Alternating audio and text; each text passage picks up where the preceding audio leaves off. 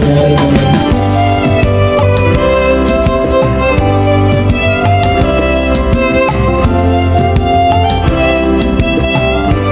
perubahan pada jiwa, akhlak dan amalan kita.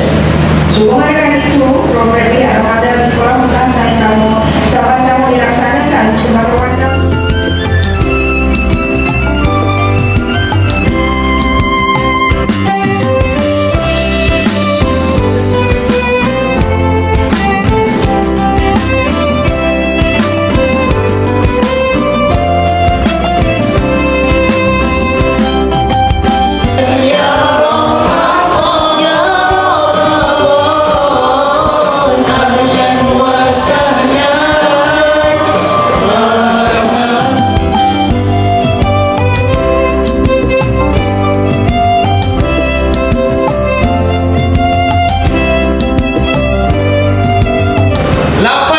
Nabi berpuasa 29 hari. Sekali sahaja Nabi berpuasa cukup 30 hari.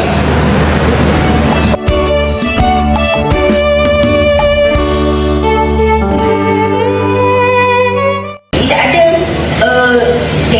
murid yang dibenarkan untuk berada di blok akademik. Faham ke faham?